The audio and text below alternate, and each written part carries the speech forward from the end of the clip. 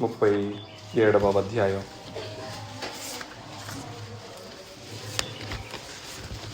ఆదికాండము 37వ అధ్యాయం. బైబిల్లో ఉన్న వాళ్ళందరూ తెరవండి.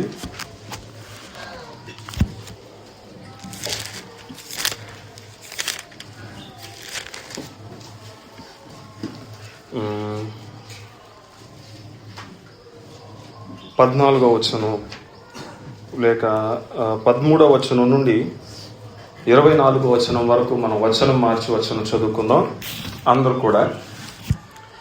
ఆదికాండము 37వ అధ్యాయము 13వ వచనం నుండి 24వ వచనం వరకు వచనం మార్చి వచనం చదువుకుందాం. నేను చదువుతాను.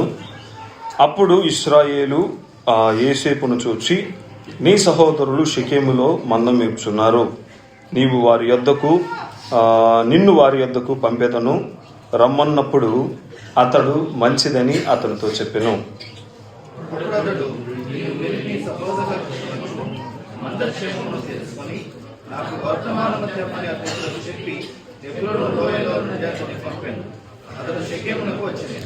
అతడు పొలంలో ఇటు అటు తిరుగుచుండగా ఒక మనుష్యుడు అతన్ని చూచి, నీవేమి వెతుకుచున్నావని అతన్ని అడిగెను.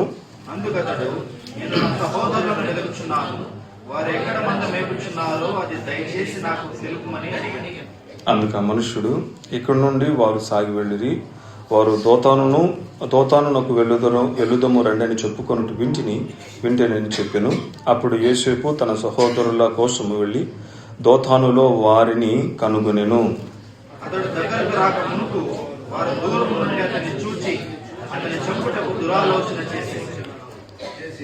వారు, ఇదిగో ఈ కలలు కనువాడు వచ్చుచున్నాడు, వీని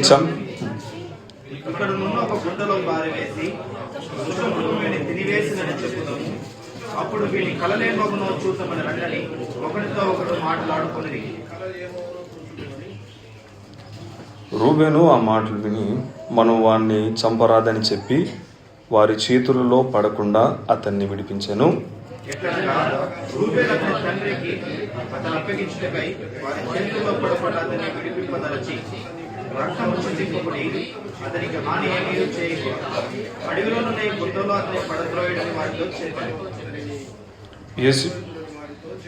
యోసేపు తన సహోదరుల యొద్దకు వచ్చినప్పుడు వారు యోసేపు అంగిని అతన్ని తొడుగుకొని ఉండిన ఆ విచిత్రమైన నిలువుటంగిని తీసివేసి అతన్ని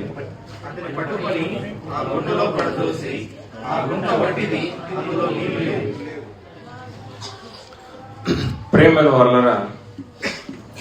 ఆదికాండము 37వ అధ్యాయం 13వ నుంచి 24-20 వచనాలు మనం చదువుకున్నాం. ఇక్కడ మీరు గమనిస్తే యోసేపు యొక్క తన సహోదరుల నిమిత్తమై తన తండ్రి ఆజ్ఞ చేత పంపబడిచిన ఒక సందర్భాన్ని మనం చూడవచ్చు. విశ్వాసులకు తండ్రి అయిన అబ్రహాము యొక్క వాగ్దాన లేక అబ్రహాము యొక్క కుమారుడైన వాగ్దాన పుత్రుడు, అతని కుమారుడు యాకోబు, ఇశ్రాయేలుగా పిలువబడే యాకోబు యొక్క చివరి కుమారుడు ఇక్కడ మనం చూస్తున్నాం. 37వ అధ్యాయం ప్రారంభంలో అతని యొక్క యోసేపు యొక్క జీవిత ఆరంభమును గురించి తెలియజేశాడు. 11వ వచనంలో యాకోబు గమనిస్తూ ఉన్నాడు. యాకోబు దైవాశీర్వాదము పొందిన వ్యక్తి అయిన యాకోబు గమనిస్తూ ఉన్నాడు. తన కుమారుల ప్రవర్తనను, తన కుమారుల యొక్క మాటను గమనించి మనసును పెట్టుకుంటున్నాడు. అయితే యోసేపు యొక్క సహోదరులు మందను మేపడానికి వెళ్ళారు. వారిని కలుసుకొనటానికై తండ్రి చేత ఆజ్ఞ పొందిన వాడే యోసేపు వెళ్తున్నాడు. యోసేపు వెళ్తూ మార్గంలో వెతుకుతూ ఉన్నాడు. వారు ఉండవలసిన చోట్లో వారు లేరు. గమనించాలి, యోసేపు యొక్క సహోదరులు ఒక చోట్లో ఉండాలి. అర్థమైందా? వారు ఉండవలసిన చోట్లో వారు లేకపోగా యోసేపు ఏం చేస్తున్నాడు? వెతుకుతున్నాడు. తన సహోదరుల కోసం వెతుకుతున్నాడు. నా సహోదరులు ఇక్కడ ఉండాలి, నా సహోదరులు ఈ స్థలం ముందు నివసించి ఉండాలి, వారి మంద ఇక్కడ ఉండాలి, వారు ఇక్కడ నివాసం చేసి ఉండాలి. అయితే వారు అక్కడ లేరు, వారి మంద కూడా లేదు. ఏం చేయాలి, ఎక్కడ వెతకాలి అని ఆలోచిస్తూ ఉండగా ఒకరు వచ్చారు. అయ్యా, నా సహోదరులు ఇక్కడ ఉండవలసి ఉన్నింది, అయితే వారు ఇక్కడ లేదు, ఎక్కడ ఉన్నారు అంటే ఆ వ్యక్తి అంటున్నాడు, ఒకవేళ వారు దోతానికి వెళ్తానన్నారు, ఒకవేళ అక్కడ ఉన్నారేమో, వెళ్ళి చూడు అన్నాడు. ఇప్పుడు ఈ యోసేపు దోతానుకు వెళ్తూ ఉన్నాడు. వెళ్తూ ఉండగానే దూరం నుండి చూశారు. ఆ వచనం చూడండి, 18వ వచనం. అతడు దగ్గరకు రాకమునుపు వారు దూరము నుండే అతన్ని చూచి, చాలు. మొదటిది తన సహోదరుల క్షేమము నిమిత్తమై ప్రయాణించిన వాడు యోసేపు. అయితే అతడు గమ్యము చేరకముందే వారి సహోదరులు ఏం చేస్తూ ఉన్నారు? దురాలోచన. వారిని చూచి వీని మీద దురాలోచన వచ్చింది. ఎవరి మీద? సహోదరుని మీద. తన యోగక్షేమములను తెలుసుకొనుటకు, తమ యొక్క స్థితి నివాసమును తెలుసుకొనుటకు, వారు క్షేమంగా ఉన్నారా, ఆరోగ్యంగా ఉన్నారా, అన్ని సకాలంగా వారికి దొరికిందా అని తెలుసుకొనుటకు వచ్చిన వారి మీద మీరేం చేస్తున్నారు? దురాలోచన. అయ్యా, ఆయన ఎందుకు పంపబడ్డాడు? తండ్రి చేత ప్రేమింపబడిన యోసేపు చివరివాడు, కడపటివాడు. కొందరు లేఖనకారులు అంటాడు, దావీదు తన సహోదరులకు పంపబడిన వయస్సు ఎంత ఉంటుందో యోసేపుకు కూడా సుమారుగా అంతంత ఉండవచ్చు అనేది లేఖనకారుల యొక్క ఆలోచన. మిట్టుకు మనం ఇక్కడ చూస్తే వారు ఎక్కడ అరణ్యము మేపుతూ ఉన్నారు, ఎడారిలో ఉన్నారో, అరణ్యములో ఉన్నారో, అడవులో ఉన్నారో, దుష్టముఖములు సంచరించే ప్రదేశం కదా. అది కాకుండా వీరి దగ్గర మందు ఉంది కదా. ఎవరి మీద ఏది దాడి చేసిందో, ఎలా ఉన్నారో పాపం తెలుసుకొని తండ్రికి సమాచారం ఇద్దామని ఒక సదుద్దేశముతో వచ్చిన వాణిని ఆ గమ్యమునకు చేరక ముందు వీరేం చేస్తూ ఉన్నారు? దురాలోచన. మత్తయి సువార్త 26వ అధ్యాయం 3వ వచనం 4వ వచనం చూడండి. మత్తయి సువార్త 26వ అధ్యాయం.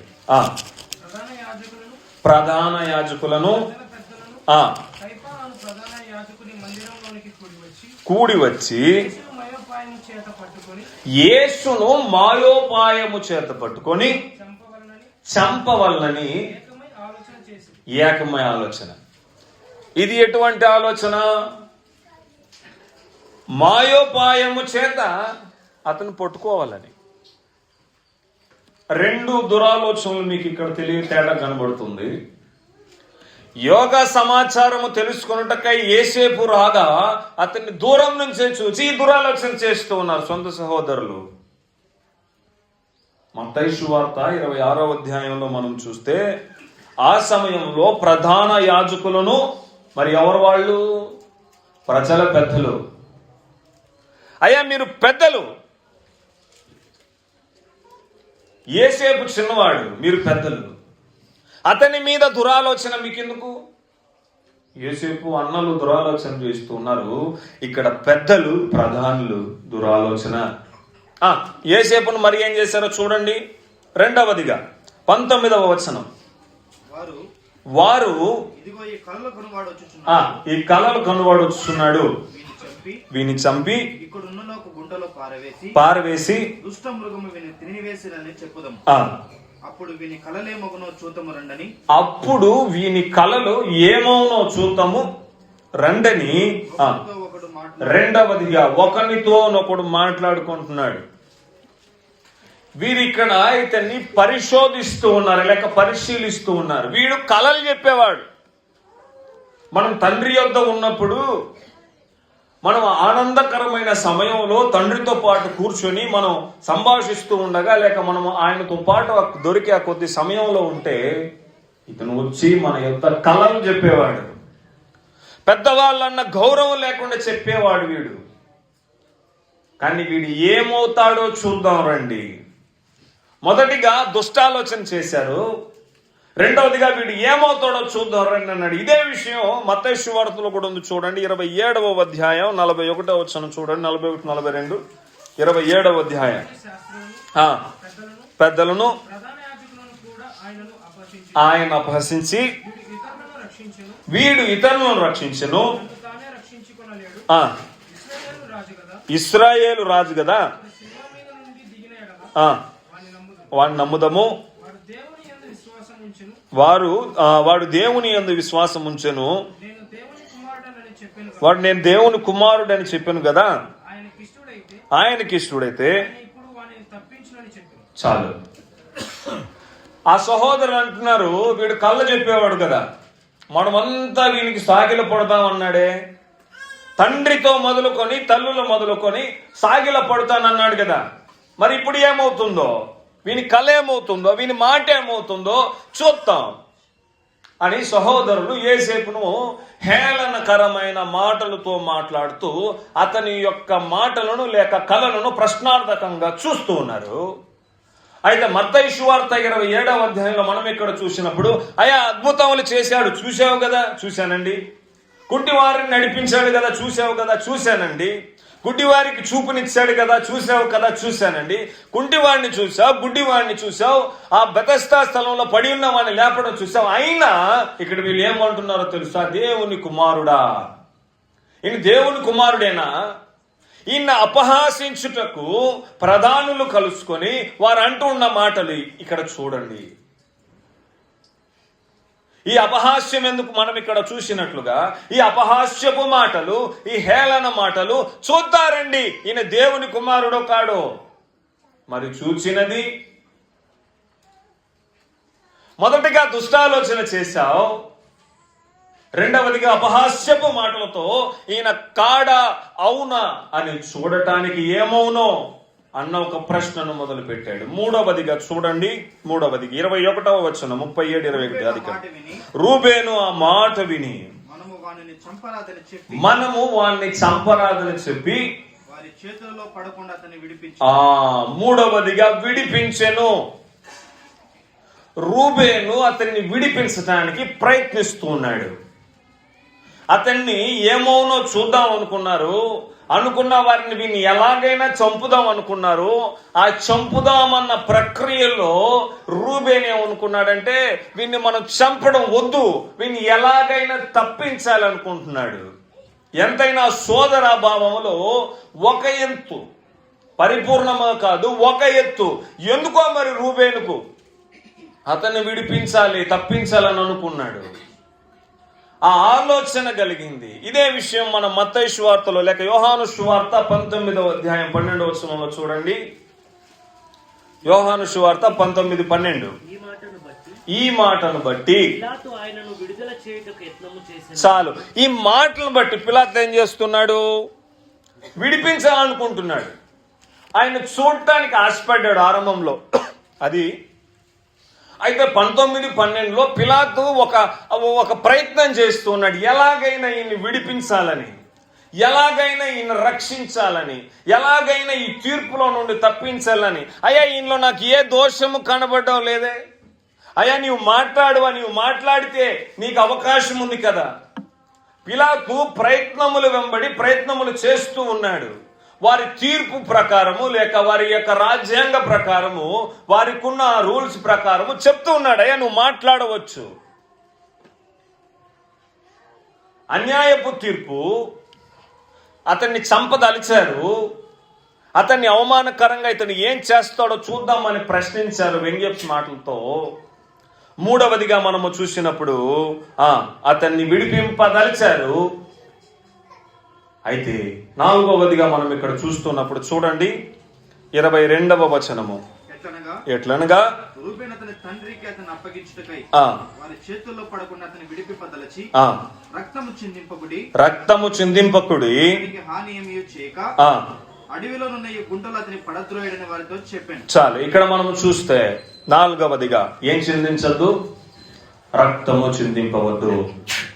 తప్పింత దలిచిన వాడు రక్తం చిందించకండి, ఇతన్ని మనం రక్తము చిందింపకూడదు. ఇదే మాటలు చూడండి మత్తయి సువార్త 26:28. మత్తయి సువార్త 26:28.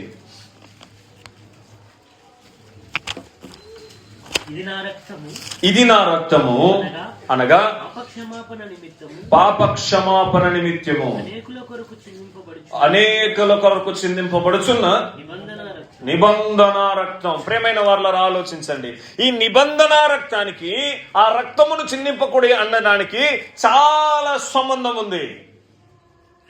ఈ దురాలోచనకి, ఆదికాండంలో ఉన్న దురాలోచనకి, మత్తయి సువార్తలో ఉన్న దురాలోచనకు ఒక సంబంధం ఉంది. మత్తయి ఆదికాండంలో ఉన్న వ్యంగ్యపు మాటలకి, మత్తయి సువార్తలో ఉన్న వ్యంగ్యపు మాటలకి చాలా సంబంధం ఉంది. దురాలోచన చేసిన వారు సొంత సహోదరులు, అతన్ని అవమానించడానికి ప్రయత్నించిన వారు సొంత సహోదరులు, అతని మీద పగబట్టిన వారు సొంత సహోదరులు, అతన్ని రక్షించదలిచిన వారు సొంత సహోదరుడు. మరి ఆయన మీద దురాలోచన చేసిన వారు ఎవరు? ఆయన మీద పగపట్టిన వారు ఎవరు? ఆయన్ని చంపదలిచిన వారు ఎవరు? ఎందుకు ఆయన చంపదలుస్తున్నారు? యోసేపును చంపడానికి సహోదరుల మధ్య ఒక కక్ష ఉంది. కారణం ఏంటి? చివరి కుమారుడు తండ్రికి ఇష్టమైన కుమారులు, మేము బలమైన వాళ్ళం, మేము మందను కాచేవారం, ఆయన ఆస్తిని అభివృద్ధి పరిచేవారం, ఆయన స్వాస్థ్యమును మరో తరానికి తీసుకువెళ్ళేవారం మేము. నేను కదా అడవిలో ఉన్నది, నేను కదా మందను కాపాడుతున్నది, నేను కదా తండ్రి నన్ను మెచ్చుకోవాలి కదా అని తన సహోదరుల భావం. దానికి మధ్య వచ్చిన వాడు యోసేపు. అందుకు వారి కోపం, పగ. ప్రధానులకును పెద్దలకును ఎటువంటి హాని చేసిన వాడు కాదు కదా, వారి శాస్త్రముల మీద వారిని ఇబ్బంది పెట్టిన వాడు కాదు కదా. ఆయన సేవ చేసుకుని, ఆయన ప్రేమను ప్రకటిస్తూ, ఆయన రాజ్యమును గురించి తెలియచేస్తూ ఆయన మార్గం వెళ్ళిపోతున్నాడు. మరి ఎందుకు పగ? వారికి ఎందుకు పగ అంటే, అయ్యా నీవు ఎవరు, నీ గోత్రం ఏమిటి, పాపులతో నీకేం పని? నీవు దేవుని కుమారుడు అనుకుంటున్నావు, వస్తూ ఉన్నా, మాటలు చెప్తున్నా, సంతోషం, మాకు ఇబ్బంది లేదు. అయితే పాపులతో నీకేం పని? వారితో నీ సహవాసం ఏమిటి? సమరయులతో నీకేం సహవాసం? వారు నీచమైన వారు కదా, వారు అంటరాని వారు కాదు కదా. వారితో కలుసుకుంటున్నావు, వారితో తిరుగుతున్నావు, వారితో తింటున్నావు, వారితో నివాసం చేస్తున్నా. ఇది మాకు నచ్చలేదు. ఈ ప్రధాన యాజకులు కపటోపాయం చేయడానికి కారణం ఇది. వారికి నచ్చలేదు. అయితే ఆ దేవుడు అడగాలి, వారు నా ప్రజలు, వారిని సృష్టించిన వాడిని నేను, వారిని నిర్మించిన వాడిని నేను రావడానికి కారణమే వారు. నేను జ్ఞానుల కొరకునో గొప్పవారి కొరకునో నేను రాలేదు, పరిశుద్ధుల కొరకు రాలేదు, నేను వచ్చినది వారి కొరకు. చూడండి ఆ మాటలు. యోహాను సువార్త 19వ అధ్యాయం లేక 26వ అధ్యాయం చూడండి. మత్తయి సువార్త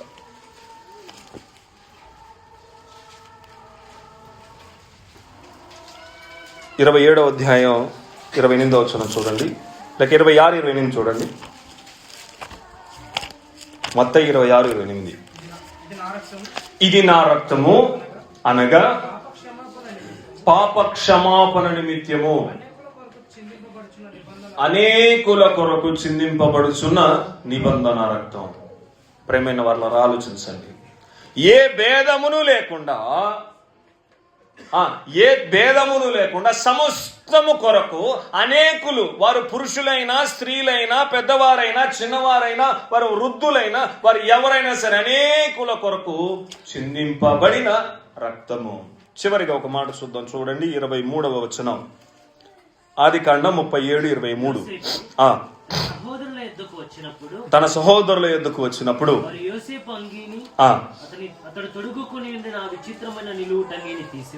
చాలు, తండ్రి ప్రేమతో సంతోషంగా అతని మీద మనసు పడి ఆస్వాదిస్తూ, లేక ఈ నా చిన్న కుమారునికి ఇది ఇవ్వాలని ఒక నిలువుటంగి ఇచ్చాడు. అది విచిత్రమైంది.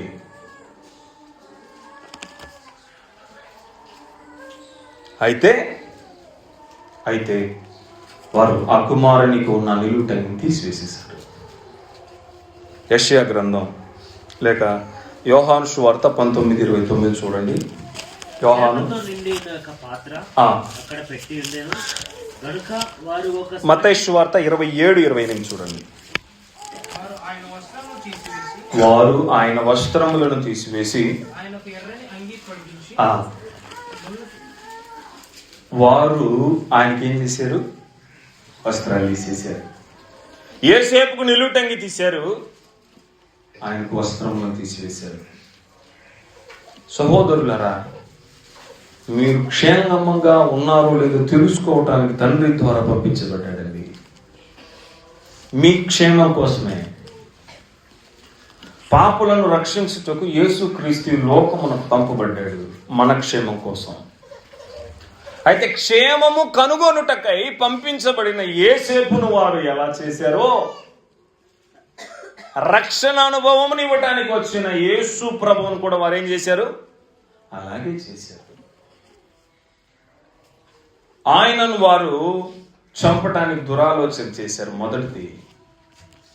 రెండవదిగా ఆయనను హేళనకరమైన హింసకరమైన మాటలు, ఈయన దేవుని కుమారుడో కాడో చూస్తాము అని ఆయనను వ్యంగ్య మాటలతో మాట్లాడారు. రెండవది. మూడవదిగా మనము చూసినప్పుడు అతన్ని విడిపించడానికి ఒక సహోదరుడు ప్రయత్నం చేశాడు, కుదరలేదు. దేవుణ్ణి విడిపించడానికి ప్రయత్నం చేశారు, కుదరలేదు. నాలుగవదిగా మనము చూసినప్పుడు అతని రక్తము చిందింపుకుడి అన్నారు, అతని రక్తం అక్కడ చిందింపబడింది. అతని తలలో నుండి రక్తం చిందింపబడింది. అతని దేహము నుండి కొరడా దెబ్బల చేత రక్తం చిందింపబడింది. అతన్ని అవమానపు మాటలు మాట్లాడుతూ, ఉమ్మి వేస్తూ, హేళన చేస్తూ, గేలి చేస్తూ, అతని తన్నగా గ్రుద్దగా ఆయన ముఖము నిండా, తల నిండా, దేహము నిండా రక్తం కారుతూనే ఉంది. ఆ గొల్గొతాలో ఆ సిలువను మోసుకొని ఆయన ఒరుగుతూ ఆ సిలువను మోసుకొని వెళ్తూ ఉంటే, ఈయన రక్షింపగలడా, ఈయన రక్షించుకోగలడా అని వారి మాటలు ఆయన చూస్తూ ఉన్నాయి. అయ్యా, నేను మరణించడానికి కారణం మీరు, మీ పాపముల కోసమే ఆయన చెప్తూ ఉంటే, హేళనకర మాటలు, దూషణకర మాటలు, వ్యంగ్యపు మాటలు, ఇన్ని ఎందుకు చేశాడు? మనల్ని రక్షించడానికి. ఒక్క రెండు వచనములు మనం చూసి ముగిద్దాం. చూడండి, 37వ అధ్యాయం 34వ వచనం చూడండి. 37-34. యాకోబు తన బట్టలు చింపుకొని తన నడుమున గోనె బట్ట కట్టుకొని అనేక దినములు తన కుమారుని నిమిత్తం మంగళార్చుచుండగా. చాలు. యెషయా గ్రంథం 53:10. యెషయా గ్రంథం 53. తన నలుగుట్టుటకు యెహోవాకు ఇష్టమాయెను. చాలు. యాకోబు, ఎందుకు బట్టలు చింపుకుంటున్నావు? ఎందుకు అంగలారుస్తున్నావు? ఎందుకయ్యా అంత రోదన చేస్తున్నావు అంటే, యాకోబు అంటాడయ్యా, నా కుమారుడు సజీవంగా క్షేమం కొరకు, క్షేమాల్లో అతని యొక్క క్షేమమును కనుక్కోవడానికి పంపించాను, బాగోగులు తెలుసుకోవడానికి పంపిస్తే ఇప్పుడు అతను రక్తపు ముద్దుగా వచ్చాడే అని యాకోబు ఏడుస్తున్నాడు. మరి యెహోవా నీకెందుకు ఇష్టమైందయ్యా అంటే, నా కుమారుడు చనిపోతాడని నాకు తెలుసు, నా కుమారుడిని అవమానిస్తారని నాకు తెలుసు, ఆ ప్రియ కుమారుని వారు హేళన చేస్తారని తెలుసు, వారు ఇన్ని చేస్తారని తెలుసు. అయినా ఆనందం ఏంటో తెలుసా? నా ఒక కుమారుని యొక్క మరణం ద్వారా అనేక కుమార్తెలకు విడుదల ఇవ్వగలడు. ఆ ఒక్క కుమారుని మరణం ద్వారా సర్వకోటి ప్రజలకు విడుదల దొరుకుతుంది అని తండ్రి ఆనందించాడు. ఇప్పుడు ఆ శాస్త్రుల పరిశీలన స్థానంలో మనం ఉన్నాం, ఆ పెద్దల స్థానంలో మనం ఉన్నాం. ఈయన వచ్చి ఇంత చేసి కృతజ్ఞత భావం కలిగి ఆయన ఆరాధిస్తున్నామా, లేక నామకార్థ ఆరాధనగా మనం ఉన్నామా? యేసేపులో ఉన్న 5 లక్షణాలను మనం చూసాం. ఆ ప్రభువు పొందిన 5 విషయాలను మనం చూసాం. గ్రహింపు పొందిన వారమై మేళ్లు చేయడానికి దిగి వచ్చిన ప్రభువును మనం స్మరించి, ఆయన హృదయపూర్వకంగా ఆయన చేసిన త్యాగమును మనం ఆలోచించి ఆరాధించి ముందుకు సాగుతుందా.